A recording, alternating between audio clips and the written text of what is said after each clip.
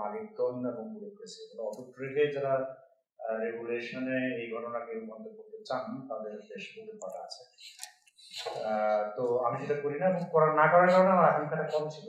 কি আকাঙ্ক্ষা সেটা আমি ব্যক্তিগতভাবে নিয়েছি হলো জুলাইয়ে যে ঘটনাবলী ঘটছিল তার মধ্য থেকে আমি যে এটা পেয়েছি, ভাষাগুলো পেয়েছি, সেখান থেকে আমি আমার আকাঙ্ক্ষাটা তৈরি করছি। আকাঙ্ক্ষাটা কম ছিল। দুর্ভাগ্যজনকভাবে জুলাইয়ের যারা নেতা ছিলেন তারা ওই সামান্য আকাঙ্ক্ষার অনুকূলে এক পা দিতে সম্পূর্ণরূপে ব্যর্থ হয়েছে এবং জুলাইয়ের পরে যে সরকার তৈরি হয়েছে সেই সরকার শোচনীয় রকম ব্যর্থতার পরিচয় দিয়েছেন। এই দুই ব্যর্থতার কারণে বিপুল পরিমাণ মানুষ আসলে জুলাইকে ওই নেতৃবৃন্দ এবং এই সরকার এই দুটোকে একাকার করে আজকাল বিচার করছে। সো আমি বরং কন্ট্রারি ইনফ্যাক্ট আমি বরং বলবো যে জুলাই সংক্রান্ত এই ধরনের চর্চা যেটা ভয়ঙ্কর এবং জটিল হয়ে গেছে, বড় বড় পার্টিগুলো এবং জুলাইয়ের যারা নেতৃবৃন্দ তারা নিজেরও একটা পার্টি হিসাবে আবির্ভূত হওয়ার পর এটা অসম্ভব জটিল হয়ে গেছে। তো তারপরে এই ধরনের একটা প্রক্রিয়ার মধ্য দিয়ে আমাদের জুলাই সংক্রান্ত ব্যাপারটার আলাপ আলোচনা এবং একটা পারলে একটা ঘোষণাপত্রে পৌঁছানোটা অত্যন্ত জরুরি হয়ে গেছে।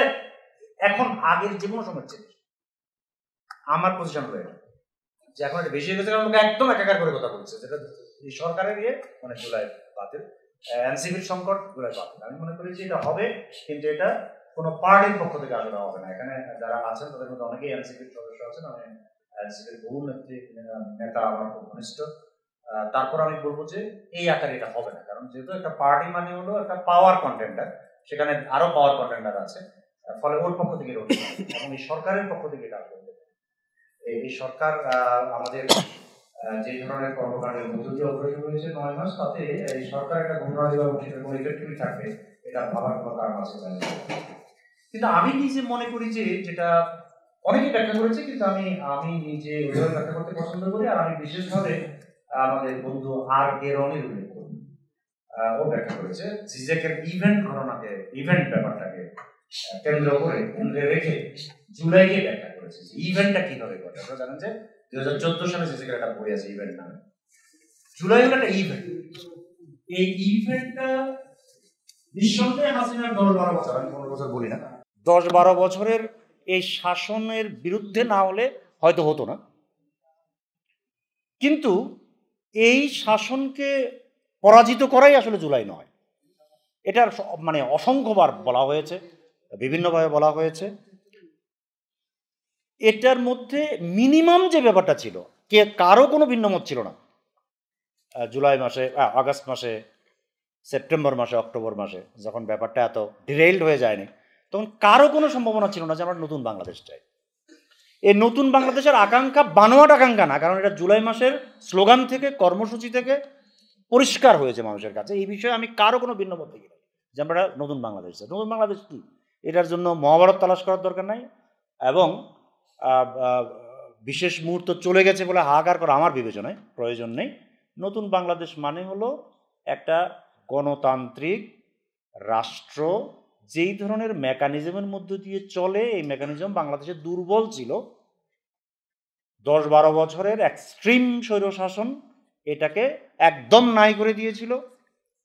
ইতোমধ্যে পৃথিবী পরিবর্তিত হয়ে গেছে এবং আমি আমার আলোচনায় আজকে কেউ উল্লেখ করে না জেনজি ফ্যাসিস্ট, আমি লিখিতভাবে লিখেছি যে এটা বড় জোর আমি আধা ফ্যাসিস্ট বলতে পারি।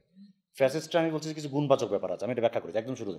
আমার ধারণা সবচেয়ে লম্বা লেখাটা এই বিষয়ে আমি লিখেছিলাম, আমি সেটা সম্পূর্ণ প্রত্যেক শব্দ আমি ওন করি। এই মুভমেন্ট সম্পর্কে সবচেয়ে লম্বা পাবলিক পরিসরের লম্বা প্রবন্ধটা আমি লিখেছিলাম।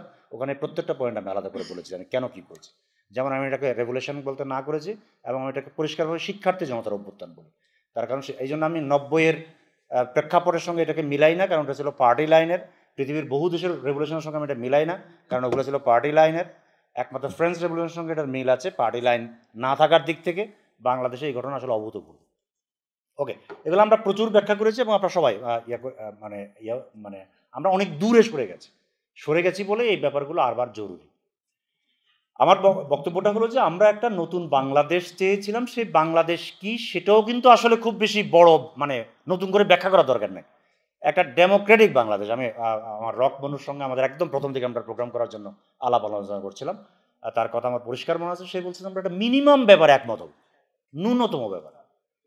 সুতরাং এই বিষয়ে আমরা আসলে জানি। হ্যাঁ, আমরা একটা প্রোগ্রাম করার চেষ্টা করছিলাম, একত্র করার চেষ্টা করছিলাম। যাই হোক, আমাদের সবারই প্রচুর ফেলিউর আছে, উদ্যোগ আছে, ফেলিউর আছে। আমরা চেষ্টা করেছিলাম, অনেকে পারি না। কিন্তু কিন্তু আমরা জানি যে এই ধরনের একটা ব্যাপার সবার আকাঙ্ক্ষার মধ্যে প্রতিফলিত হয়েছে, যেটাকে আমরা তখন এজমালি ভাষা বলে বহু লোক বলেছিলাম। আজকে দেখলাম সেই কথাটাও কেউ বলে নাই। তার মানে জুলাইয়ের ব্যাপারগুলো নতুনভাবে একটা ঘোষণা আকারে লিপিবদ্ধ করা, ডিটেইল ঘোষণা আকারে লিপিবদ্ধ করা যে কী প্রয়োজন হয়ে পড়েছে, আমি আজকের আলোচনা থেকেই এটা ব্যাপকভাবে দেখাতে পারবো যে আমরা তখন যেই প্রচুর লোক তো আলাপ কাজ করেছি, আমরা লিখেছি, বলেছি, প্রোগ্রাম করেছি, সেমিনার করেছি। এটা ফাজলামি না তো, আমাদের তো আকাঙ্ক্ষা ছিল। এই আকাঙ্ক্ষাটা আমরা ইউনিভার্সিটি থেকে পাই নাই, এই আকাঙ্ক্ষা তো আমার পরিবার থেকে পাই নাই, আমি রাস্তা থেকে পেয়েছি। আমি নিজে হয় ছিলাম বা ছিলাম না, দূরে ছিলাম, কাছে ছিলাম, কিন্তু আমরা তো রাস্তা থেকে দেখেছি, তো আমরা এটা পড়েছি, তো সারা দেশে ঘটনা ঘটেছে না, অসংখ্য দলিল তৈরি হয়েছে না, ছবি তৈরি হয়েছে না, মোমেন্ট তৈরি হয়েছে না, মুভমেন্ট তৈরি হয়েছে না, সেখান থেকে আমরা ভাষাটা নিয়েছি। তো সেই ভাষাটা কি? সেই ভাষাটা হলো যে আমাদের এখানে একটা মুক্তিযুদ্ধের নামে, প্রগতিশীলতার নামে, তারপরে হলো সেকুলারিজমের নামে এমন একটা ভাষার একার্থকতা তৈরি হয়েছে যে সেখানে খুবই ছোট্ট একটা গোষ্ঠী পুরো দেশের উপর নিজের কর্তৃত্ব ইডিওলজিক্যালি দাবি করছিল, সেটা রাষ্ট্রের মধ্যে ট্রান্সলেট করে বিপরীতে যারা আছে তাদের বিপুল পরিমাণ লোকের জীবন মানে মৃত্যুর মুখে ঠেলে দিয়েছিল। এই ধরনের একটা পরিস্থিতির মধ্যে আমরা ছিলাম। ফলে সেখান থেকে আমরা যে বহু অর্থক ভাষার একটা আকাঙ্ক্ষা নেব, এটা শুধু সরকার বিরোধী ব্যাপার নয়, এটা অস্তিত্বের প্রশ্ন। এবং সেই বহু অর্থকতা আমাদের এখানে তো পরিষ্কারভাবে মূর্ত হয়েছিল। আজকে আমাদের বাম এবং সেন্টার লেফট গোষ্ঠীদের এখানে কোনো রিপ্রেজেন্টেশন নাই। কিন্তু আমাদের তো এটা খেয়াল রাখতে হবে যে বহুদিনের রীতিমতো তীব্র লড়াই এবং বুদ্ধিভিত্তিক সংগ্রামের মধ্য দিয়ে একটা অংশ রীতিমতো পার্টির সঙ্গে লড়াই করে ভাগ হয়ে, নট এ জোক, এটা আমরা তো এখন বাদ দিচ্ছি। তো আমরা ওই ইতিহাসটা তো এটা ইতিহাস আছে, লিপিবদ্ধ আছে। রীতিমতো লড়াই করে তো তারা এই আন্দোলনে যোগ দিয়েছিল, তারা তো আউটস্টেড হয়ে গেছে। এগুলো তো ডকুমেন্টেড, এটা তো কারো বানোয়াট কথা নয়।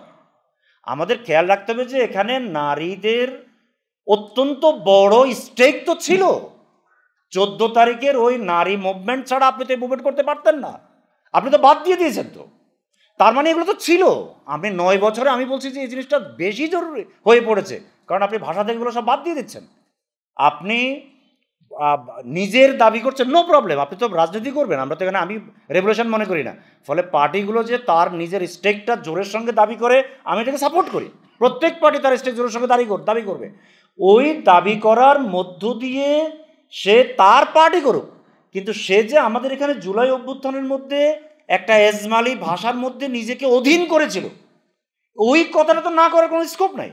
ওই কথাটা মনে রাখা দরকার, মনে করিয়ে দেওয়া দরকার, এবং সেই জন্য এই জিনিসটা দরকার। আর আমাদের খুব সামান্য চাওয়া, সেটা হলো আমরা একটা নতুন বাংলাদেশ চাই, এবং আমাদের সরকার যেভাবে উপর থেকে অধিকাংশই বিদেশি নাগরিকদের কোট আনকোট, আমরা এই ব্যাপারে আগে থেকে 10-20 বছর আগে থেকে আমি লিখিতভাবে প্রচুর বক্তৃতা দিয়েছি, মুখে বক্তৃতা দিয়েছি, লিখিতভাবে বলেছি যে এই ধরনের লোকদের দেশের পরিস্থিতি, কোনো বিদ্বেষ নয় আমার, তারা অসম্ভব জ্ঞানী এবং অনেকেই সংবেদনশীল, কিন্তু তারা বাংলাদেশের পরিস্থিতি সম্পর্কে কম জানবেন, এটাই স্বাভাবিক, কারণ তার ভবিষ্যৎ এর সঙ্গে যুক্ত না, একেবারেই কোনো বিদ্বেষ থেকে না।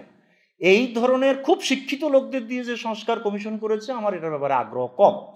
আমি মনে করি ইউনূস সরকার যদি বাংলাদেশের রিক্সা প্রবলেমটা সলভ করতে পারতো, ঢাকা শহরের পাবলিক বাসের প্রবলেমটা সলভ করতে পারতো, তাহলে এটা বিরাট ঘটনা ঘটতো, দেশের অসাধারণ পরিবর্তন ঘটতো।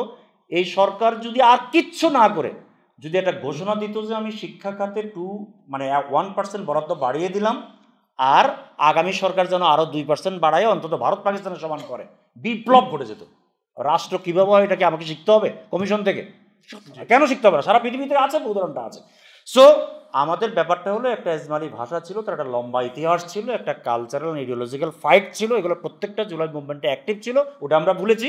আর আমাদের একটা নতুন বাংলাদেশের আকাঙ্ক্ষা ছিল, ডেমোক্রেটিক বাংলাদেশ, ইনক্লুসিভ বাংলাদেশ, যেটা আমরা বলেছি অত্যন্ত জরুরি। জুলাই মুভমেন্ট সম্পর্কে আমাদের এই ঘোষণাপত্র বা ইত্যাদি আলাপ নতুন করে শুরু করা, পার্টিবাদ, সরকারবাদ, বিভিন্ন স্টেক হোল্ডারদের সঙ্গে আলাপ করে করে আমাদেরকে এই লেভেলে আস্তে আস্তে পৌঁছাতে হবে আসলে নতুনভাবে। অনেক ধন্যবাদ।